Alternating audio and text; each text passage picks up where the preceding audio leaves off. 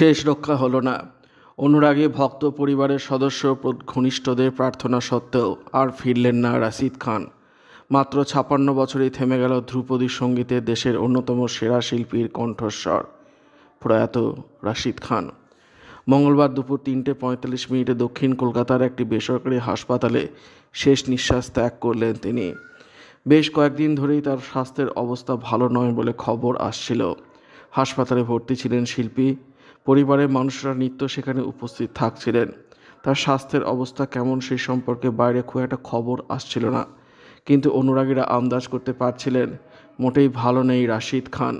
তবুও চলছিল নিরন্তর প্রার্থনা আর আশা নিয়ে অপেক্ষা, কিন্তু তারপরেও ফিরে এলেন না দেশের অন্যতম সেরা কণ্ঠশিল্পী।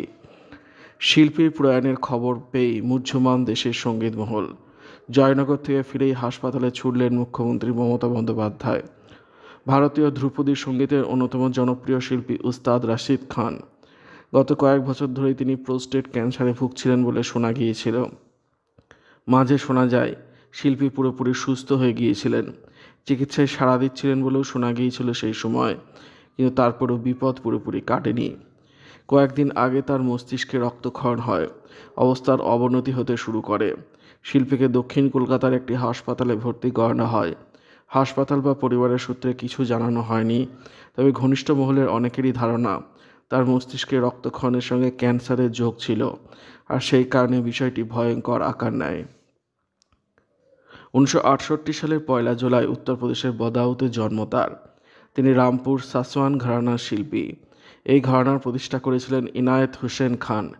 রাশিদ তালিম নেন উস্তাদ নাসির হুসেন খাঁয়ের কাছে। রাশিদের মামা গোয়ালিয়র ঘরানার উস্তাদ গুলাম মুস্তফা খাঁ, তার থেকেও তালিম নিয়েছিলেন রাশিদ। মূলত ধ্রুপদী সঙ্গীত গাইলেও বলিউড এবং টলিউডের ছবিতেও বহু জনপ্রিয় গান গেয়েছেন শিল্পী। সেগুলোও তাকে কম জনপ্রিয়তা দেয়নি। উত্তরপ্রদেশে জন্ম হলেও খুব কম বয়সে কলকাতায় চলে আসেন তিনি, থেকে যান এই শহরেই। সঙ্গীত নাটক একাডেমি পুরস্কার, পদ্মশ্রীর সম্মান পেয়েছেন, তেমন বাংলা থেকে পেয়েছেন বঙ্গবিভূষণ সম্মান। শিল্পীর প্রয়াণে তাই শোকের ছায়া সব ধরনের সঙ্গীত প্রেমীদের মধ্যেই। তিনি রেখে গেলেন স্ত্রী, 2 কন্যা এবং 1 পুত্রকে।